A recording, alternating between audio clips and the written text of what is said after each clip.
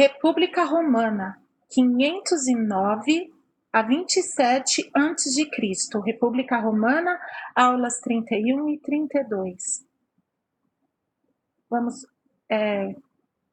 ver como foi a organização da República Romana.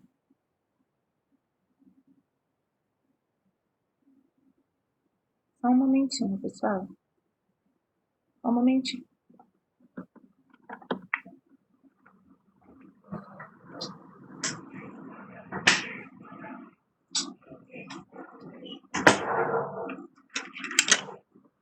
Pronto, gente, voltei. Organização e governo da República Romana. O Senado tinha também, aqui na República, como lá na monarquia, nós vimos na última aula hoje, que o Senado, conseguiu se reerguer ali no governo do Tarquínio Soberbo e se impôs ao ponto de acabar com a monarquia em Roma.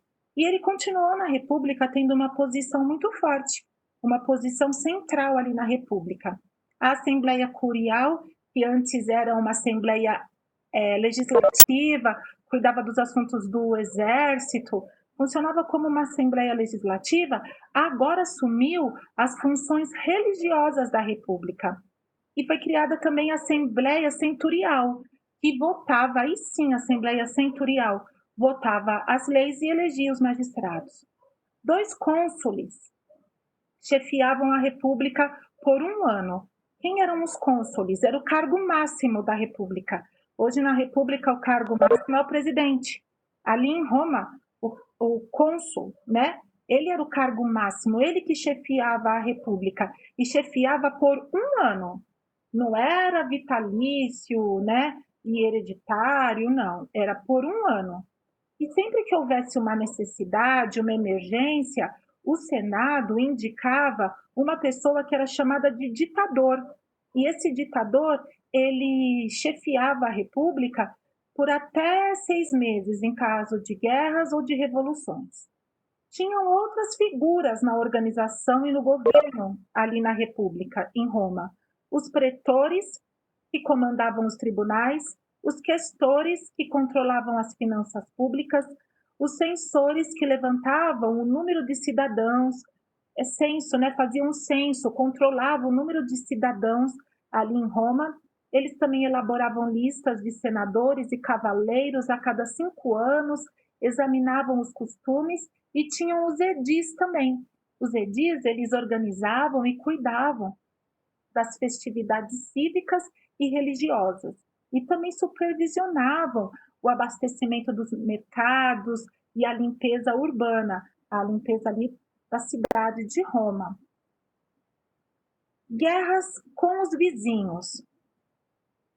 Olha, pessoal, vamos lá, nós estamos na página 140, acompanha aí na sua apostila, tá? Guerras com os vizinhos. Entre os séculos 5 e 3 a.C., Roma travou guerra com seus vizinhos. Roma estava ali na Península Itálica, no centro-oeste da península, bem ali no meinho, e tinha muitos vizinhos ali na Península Itálica, certo? Então, Roma travou guerra com vários dos seus vizinhos.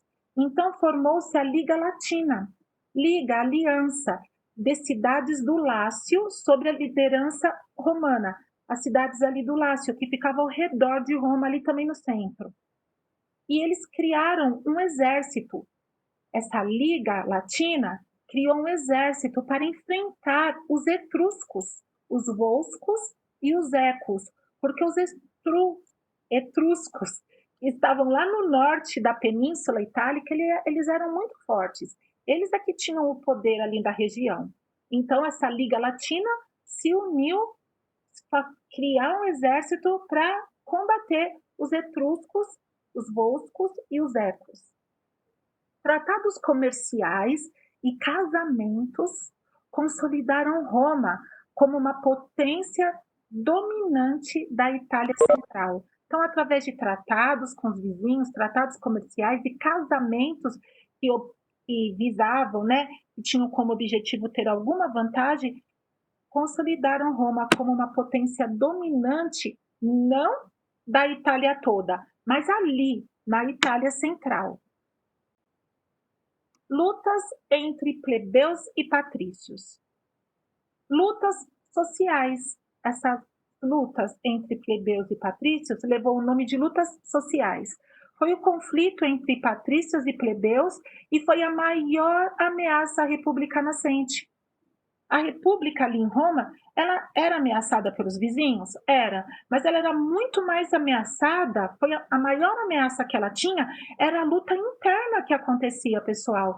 Porque quando o grupo se divide, aí ele perde fácil, porque está cada um de um lado. Agora, quando é unido, aí fica forte.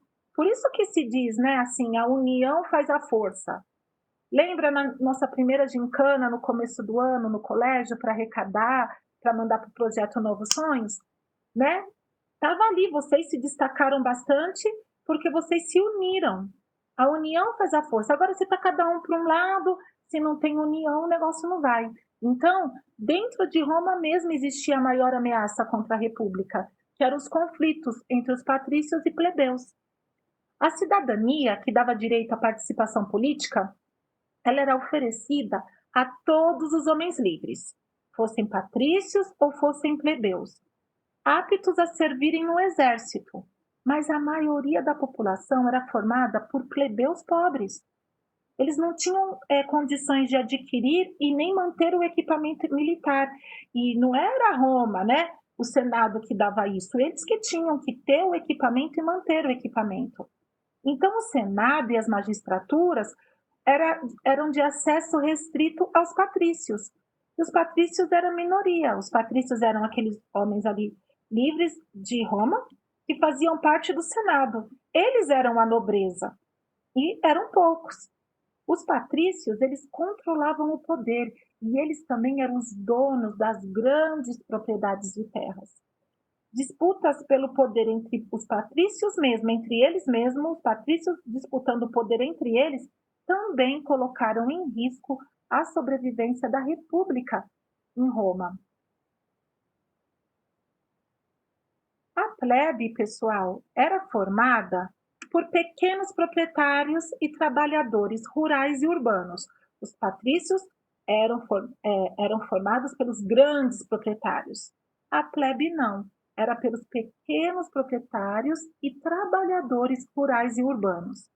Disputas por terra, porque terra significa ali há tantos anos antes de Cristo, 400, 500 anos antes de Cristo, terra, e por muitos séculos depois, era a mesma coisa que dinheiro, que poder, que riqueza.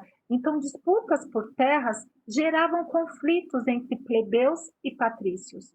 Os plebeus pobres se tornaram escravos temporários, a escravidão por dívidas. Eles não tinham dinheiro para pagar as dívidas, eles se colocavam como próprio pagamento, até que eles conseguissem recursos para pagar as dívidas e deixarem de ser escravos. Os plebeus, chegou uma hora que eles não aguentaram mais ficar ali em Roma, então eles chegaram a sair de Roma em 494 a.C. e se instalaram no Monte Sagrado. Aí na nossa apostila, na página 141, tem até o tópico, Monte Sagrado, revolta do Monte Sagrado. Eles foram lá para o Monte Sagrado e criaram uma assembleia própria. Alguns senadores que estavam lá em Roma sentiram falta dos plebeus. Só que não, né, gente? Sentiram foi falta do trabalho dos plebeus, de usarem os plebeus, né? Eles sentiram falta disso, do trabalho dos plebeus. E aí eles foram lá até o Monte Sagrado, negociaram um acordo de retorno dos plebeus rebeldes para Roma. Volta que não vai ser desse jeito, vai ficar melhor para vocês. E aí surgiu, então, os tribunos da plebe, e levou o nome de comitia tributa, para a defesa dos plebeus. Mas houve revoltas ali entre os plebeus e os patrícios, cerca de 40 anos, de 490 a 440 a.C., houve várias revoltas. E o primeiro código escrito romano foi a Lei das 12 Tábuas. Quem estuda direito, quem fez o curso de direito, há muitos anos atrás, hoje não existe mais, mas tinha uma matéria que chamava Direito Romano. porque boa parte do direito que nós temos hoje veio de Roma. Inclusive, o primeiro código escrito é romano, porque antes era tudo verbal. E verbal, né? A pessoa fala o que quer, mas quando está escrito tem que cumprir de verdade. E os conflitos ali entre plebeus e patrícios levaram à nomeação de 10 legisladores que redigiram, que fizeram esse código que teve o nome de A Lei das 12 Tábuas. Surgiram também, depois da Lei das 12 Tábuas, novos direitos aos plebeus. Um deles foi a Lei da Canuleia, em 445 a.C. Essa lei permitiu o casamento entre plebeus e patrícios, porque não podia antes. Patrício só podia casar com patrício, plebeu só com plebeu, não podia misturar. Né? Não pode misturar a elite com os menos favorecidos, não. Plebeu com plebeu, patrício com patrício. Mas aí, você acha, gente, quem manda no coração, né? A gente vê nos filmes, né? Sempre tem um príncipe, né? Um nobre que se apaixona, né? Pela Cinderela, não é mesmo? Não é assim, gente?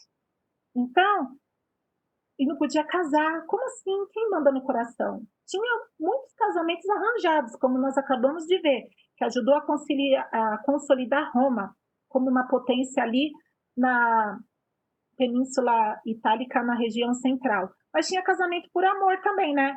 Então, acho que daí veio a lei da Canuleia, que permitiu o casamento entre plebeus e patrícios. Nós vamos ver mais para frente outros povos que não permitiam. A lei Licínia, em 367 a.C., concedeu o acesso plebeu às magistraturas. Então, foi dando direitos aos plebeus. A lei Poetélia, em 326 a.C., aboliu, acabou com a escravidão por dívidas.